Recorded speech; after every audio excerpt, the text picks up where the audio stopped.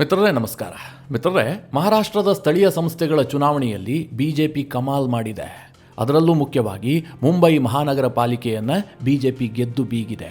ಬಿಜೆಪಿಯ ಜೊತೆಗೆ ಶಿವಸೇನೆಯ ಶಿಂದೆ ಬಣವೂ ಕೂಡ ಬಹಳ ದೊಡ್ಡ ಜಯವನ್ನು ದಾಖಲಿಸಿದೆ. ಇನ್ನೊಂದು ಕಡೆಯಲ್ಲಿ ಮಾಡು ಇಲ್ಲವೇ ಮಡಿ ಎಂಬಂತೆ ಚುನಾವಣೆಯನ್ನು ಎದುರಿಸಿದ್ದಂತಹ ಠಾಕ್ರೆ ಬ್ರದರ್ಸ್ ಸೋತು ಸುಣ್ಣಾಗಿ ಹೋಗಿದ್ದಾರೆ.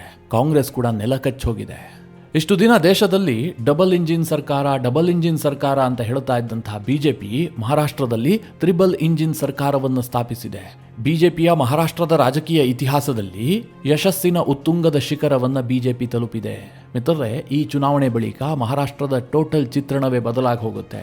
ಉದ್ಧವ್ ಠಾಕ್ರೆ ಪಕ್ಷ ಒಡೆದು ಹೋದಾಗಲೂ ಅಷ್ಟು ತಲೆ ಕೆಡಿಸ್ಕೊಂಡಿರಲಿಲ್ಲ. ವಿಧಾನಸಭಾ ಚುನಾವಣೆಯನ್ನು ಸೋತಂತಹ ಸಂದರ್ಭದಲ್ಲೂ ತಲೆ ಕೆಡಿಸ್ಕೊಂಡಿರಲಿಲ್ಲ. ಆದರೆ ಯಾವಾಗ BMCಯ ಚುನಾವಣಾ ರಿಸಲ್ಟ್ ಬಂತೋ ಇದು ಉದ್ಧವ್ ಠಾಕ್ರೆಗೆ ಬಹಳ ದೊಡ್ಡ ಆಘಾತವನ್ನು ಕೊಟ್ಟಿದೆ. ಮಹಾರಾಷ್ಟ್ರದಲ್ಲಿ ಬಹುತೇಕ ಶಿವಸೇನೆಯ ಉದ್ಧವ್ ಠಾಕ್ರೆ ಬಣ ಬದಿಗೆ ಸರಿಯುವಂತಹದ್ದು ಫಿಕ್ಸ್ ಆಗಿದೆ. ಇನ್ನೊಂದು ಕಡೆಯಲ್ಲಿ ಶಿಂದೆ ಬಣವೇ ಅಧಿಕೃತ ಶಿವಸೇನೆ, ಇದು ಮತ್ತೊಮ್ಮೆ ಸಾಬೀತಾಗಿದೆ. ಈ ಇಡೀ ಚುನಾವಣೆಯ ಚಿತ್ರಣವನ್ನು ನಿಮಗೆ ಈ ವಿಡಿಯೋದಲ್ಲಿ ಕೊಡುವಂತಹ ಪ್ರಯತ್ನ ಮಾಡ್ತೀನಿ.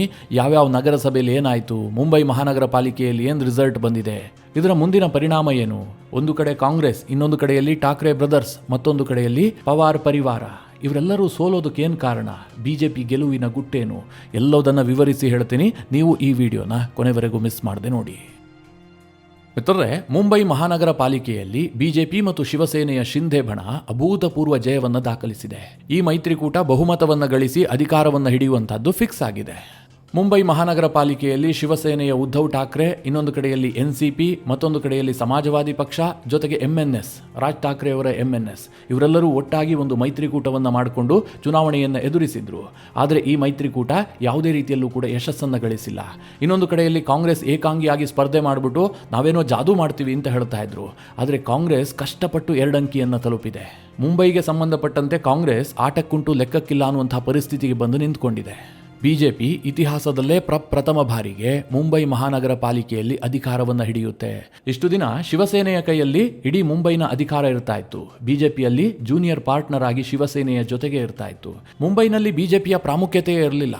ಠಾಕ್ರೆ ಕುಟುಂಬ ಏನು ಹೇಳುತ್ತೋ ಅದೇ ನಡೀತಾ ಇತ್ತು. ಕಳೆದ 3 ದಶಕಗಳಿಂದ ಮುಂಬೈ ಮಹಾನಗರ ಪಾಲಿಕೆಯಲ್ಲಿ ಶಿವಸೇನೆಯದ್ದೇ ಅಧಿಕಾರ ನಡೀತಾ ಇತ್ತು.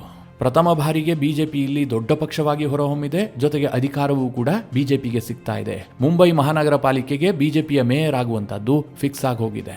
ಹಾಗೆ ನೋಡೋಕೆ ಹೋದ್ರೆ ದೇಶದ ಬೇರೆ ಬೇರೆ ರಾಜ್ಯದಲ್ಲಿ ಮಹಾನಗರ ಪಾಲಿಕೆಗಳ ಚುನಾವಣೆಗಳು ಆಗಾಗ ನಡೀತಾ ಇರ್ತವೆ. ಅದೇನು ಹೊಸ ವಿಚಾರ ಅಲ್ಲ.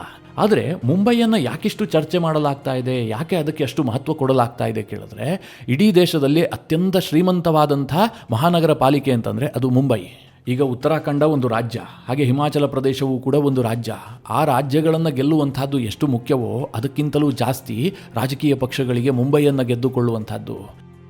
ಇದಕ್ಕೆ ಕಾರಣ ಇಷ್ಟೇ, ಮುಂಬೈ ಮಹಾನಗರ ಪಾಲಿಕೆಯ ಒಂದು ವರ್ಷದ ಬಜೆಟ್ ಹತ್ತತ್ರ 75,000 ಕೋಟಿಯಿಂದ 80,000 ಕೋಟಿಯನ್ನು ರೀಚ್ ಆಗುತ್ತೆ. ಅಷ್ಟೊಂದು ಶ್ರೀಮಂತವಾದಂಥ ಒಂದು ಮಹಾನಗರ ಪಾಲಿಕೆ. ಕಳೆದ ಒಂದು 3-4 ದಶಕಗಳಿಂದ ಠಾಕ್ರೆ ಕುಟುಂಬಕ್ಕೆ ಆಕ್ಸಿಜನ್ ಅನ್ನು ಒದಗಿಸ್ತಾ ಇದ್ದಿದ್ದೆ ಮುಂಬೈ ಮಹಾನಗರ. ಆದರೆ ಈಗ ಮಿತ್ರರೇ, ಆ ಆಕ್ಸಿಜನ್ ಪೈಪನ್ನೇ ಬಿಜೆಪಿ ಕಟ್ ಮಾಡಿಬಿಟ್ಟಿದೆ. ನಾ ಅದಕ್ಕೆ ಆರಂಭದಲ್ಲೇ ಹೇಳಿದ್ದು, ಉದ್ಧವ್ ಠಾಕ್ರೆ ಈ ಹಿಂದೆ ಮುಖ್ಯಮಂತ್ರಿ ಗಾದಿಯನ್ನು ಕಳೆದುಕೊಂಡಾಗಲೂ ಕೂಡ ಇಷ್ಟು ಟೆನ್ಷನ್ ಆಗಿರಲಿಲ್ಲ, ಅಥವಾ ಪಕ್ಷ ಒಡೆದು ಹೋದಂತಹ ಸಂದರ್ಭದಲ್ಲೂ ಕೂಡ ಇಷ್ಟೊಂದು ತಲೆಬಿಸಿ ಆಗಿರಲಿಕ್ಕಿಲ್ಲ. ಅನಂತರ ವಿಧಾನಸಭಾ ಚುನಾವಣೆಯನ್ನು ಮಹಾರಾಷ್ಟ್ರದಲ್ಲಿ ಸೋತ್ರಲ್ಲ, ಅದೂ ಕೂಡ ಉದ್ಧವ್ ಠಾಕ್ರೆಯನ್ನು ಇಷ್ಟೆಲ್ಲ ಬಾಧಿಸಿತ್ತೋ ಇಲ್ವೋ ಗೊತ್ತಿಲ್ಲ. ಆದರೆ ಈಗ ಮುಂಬೈ ಕೈತಪ್ಪು ಹೋಗಿದೆಯಲ್ಲ, ಇದು ಠಾಕ್ರೆ ಕುಟುಂಬಕ್ಕೆ ನಿಜವಾಗ್ಲೂ ಸಿಡಿಲು ಬಡದಂಗಾಗಿದೆ. ಕೇವಲ ಮುಂಬೈಯನ್ನು ಮಾತ್ರ ಬಿಜೆಪಿ ಗೆದ್ದುಕೊಂಡಿಲ್ಲ, ನಾಗ್ಪುರ ಮುನ್ಸಿಪಲ್ ಕಾರ್ಪೊರೇಷನ್ ಅನ್ನು ಕೂಡ ಬಿಜೆಪಿ ಗೆದ್ದುಕೊಂಡಿದೆ. ಪುಣೆಯಲ್ಲೂ ಕೂಡ ಬಿಜೆಪಿ ತನ್ನ ಬಾವುಟವನ್ನು ಹಾರಿಸಿದೆ.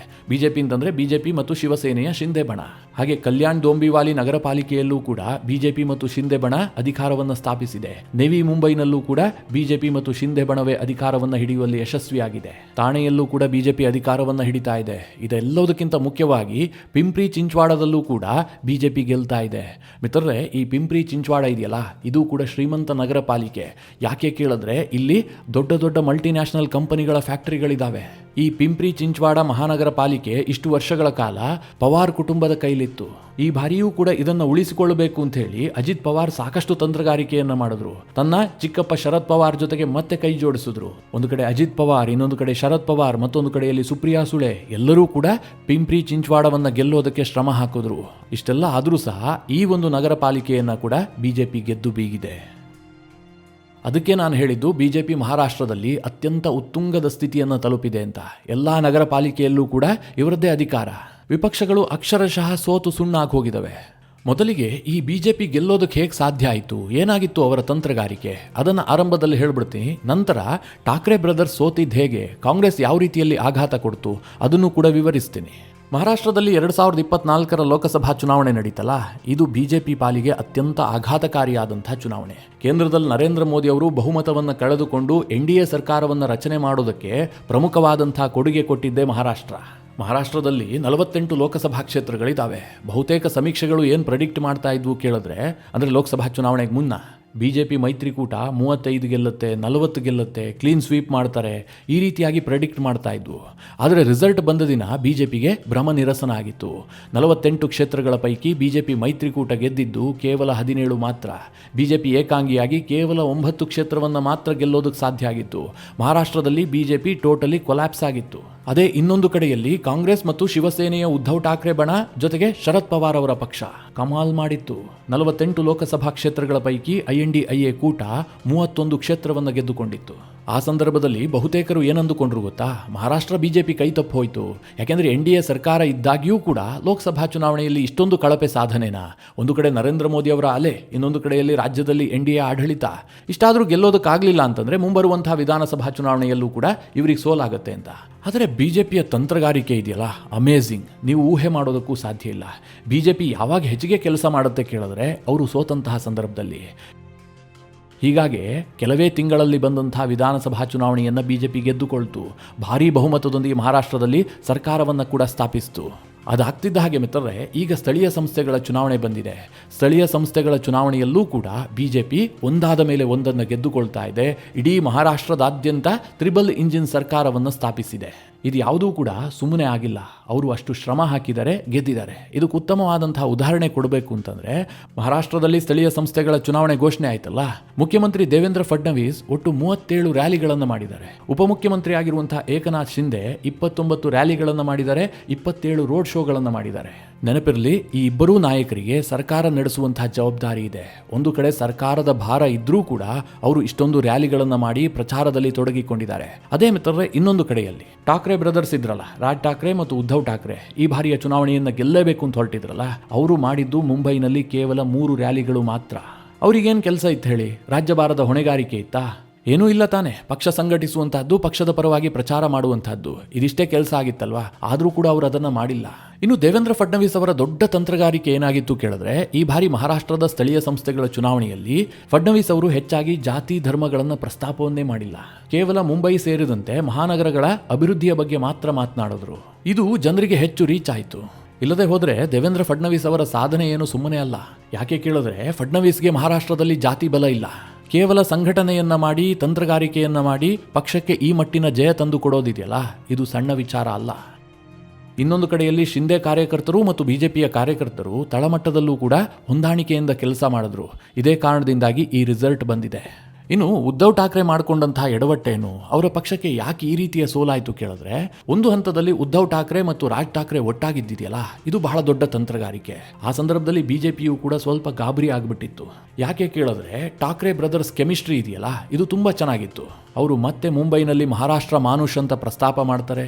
ಈ ಹಿಂದೆ ಬಾಳಾ ಠಾಕ್ರೆಯ ರಾಜಕಾರಣ ಇತ್ತಲ್ಲ, ಅದನ್ನ ಈ ಠಾಕ್ರೆ ಬ್ರದರ್ಸ್ ರಿಪೀಟ್ ಮಾಡಬಹುದು ಅನ್ನುವಂಥ ಆತಂಕ ಇತ್ತು.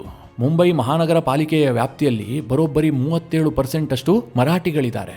ಈ ಮರಾಠಿ ವೋಟ್ ಇದೆಯಲ್ಲ, ಇದರ ಮೇಲೆ ಠಾಕ್ರೆ ಕುಟುಂಬದ ಹಿಡಿತ ಬಹಳ ದೊಡ್ಡ ಪ್ರಮಾಣದಲ್ಲಿತ್ತು.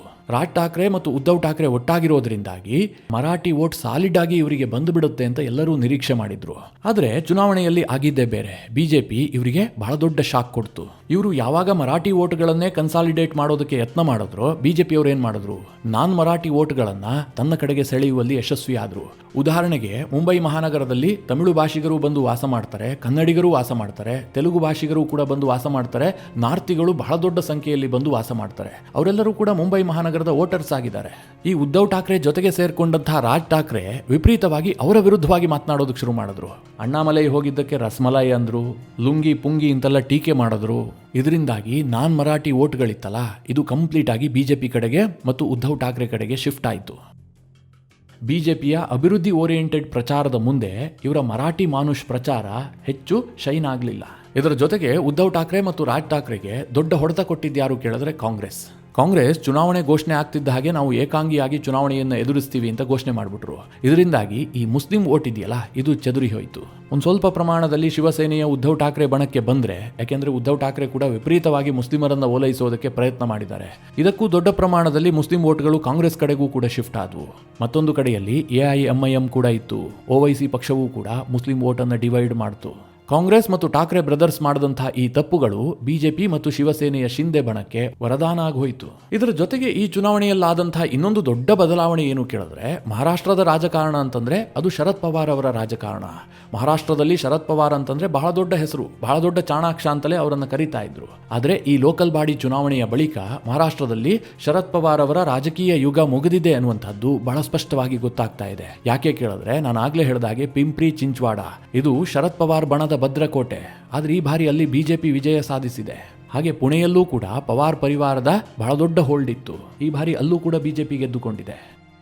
ಒಟ್ಟಾರೆಯಾಗಿ ಮಹಾರಾಷ್ಟ್ರದ ಈ ಸ್ಥಳೀಯ ಸಂಸ್ಥೆಗಳ ಚುನಾವಣೆಯ ರಿಸಲ್ಟ್ ಅನ್ನು ನೋಡಿದ್ರೆ ಏನು ಗೊತ್ತಾಗುತ್ತೆ ಕೇಳಿದ್ರೆ, ಉದ್ಧವ್ ಠಾಕ್ರೆ ಮುಂಬೈನಲ್ಲಿ ಜೀವ ಉಳಿಸಿಕೊಳ್ಳೋದಕ್ಕೆ ಬಹಳಷ್ಟು ಹೆಣಗಾಡಿ ಅಂತಿಮವಾಗಿ ಕೆಲ ಕ್ಷೇತ್ರಗಳನ್ನು ಗೆದ್ದುಕೊಂಡು ತನ್ನ ಅಸ್ತಿತ್ವವನ್ನು ಉಳಿಸಿಕೊಂಡಿದೆ. ಅಂದರೆ ರಾಜಕೀಯವಾಗಿ ನಾವಿನ್ನೂ ಕೂಡ ಜೀವಂತವಾಗಿದ್ದೀವಿ ಅಂತ. ಇನ್ನೊಂದು ಕಡೆಯಲ್ಲಿ ಶರದ್ ಪವಾರ್ ಅವರ ಪರಿವಾರ ತನ್ನ ಹಿಡಿತದಲ್ಲಿದ್ದಂತಹ ಎಲ್ಲಾ ಪಾಲಿಕೆಗಳನ್ನು ಕೂಡ ಕಳ್ಕೊಂಡು ರಾಜಕೀಯವಾಗಿ ಅಪ್ರಸ್ತುತವಾಗಿದೆ. ಇನ್ನು ಕಾಂಗ್ರೆಸ್ನ ಸ್ಥಿತಿಯಂತೂ ದಯನೀಯ. ಯಾಕೆಂತಂದ್ರೆ ಅವರು ಏಕಾಂಗಿಯಾಗಿ ಹೋಗ್ತೀವಿ, ನಾವೇನೋ ದೊಡ್ಡ ಸಾಧನೆ ಮಾಡ್ತೀವಿ ಅಂತ ಅಂದುಕೊಂಡಿದ್ರು. ಆದರೆ ಯಾವ ಪಾಲಿಕೆಯಲ್ಲೂ ಕೂಡ ಕಾಂಗ್ರೆಸ್ಗೆ ಸಣ್ಣ ಯಶಸ್ಸು ಕೂಡ ಸಿಕ್ಕಿಲ್ಲ. ಹೀಗಾಗಿ ಕಾಂಗ್ರೆಸ್ ಕೂಡ ಮುಂಬೈ ಸೇರಿದಂತೆ ಎಲ್ಲಾ ಮಹಾನಗರ ಪಾಲಿಕೆಯಲ್ಲೂ ಕೂಡ ವಾಶೌಟ್ ಆಗಿದೆ. ಮಿತ್ರರೇ, ಈ ರಿಸಲ್ಟ್ ಬಗ್ಗೆ ನಿಮ್ಮ ಅನಿಸಿಕೆ ಅಭಿಪ್ರಾಯಗಳೇನು? ಕಮೆಂಟ್ ಮಾಡುವ ಮೂಲಕ ನಮಗೆ ತಿಳಿಸಿ. ಹಾಗೆ ನಿಮಗೆ ಈ ವಿಡಿಯೋ ಇಷ್ಟವಾದರೆ ಲೈಕ್ ಮಾಡಿ. ಜೊತೆಗೆ ನೀವಿನ್ನೂ ನಿಮ್ಮ ನೆಚ್ಚಿನ ಸಂಸ್ಕಾರ ಸೌರಭ ಯೂಟ್ಯೂಬ್ ಚಾನಲ್ನ ಸಬ್ಸ್ಕ್ರೈಬ್ ಮಾಡಿಲ್ಲ ಅಂತಾದರೆ ಈ ಕೂಡಲೇ ಸಬ್ಸ್ಕ್ರೈಬ್ ಮಾಡಿ.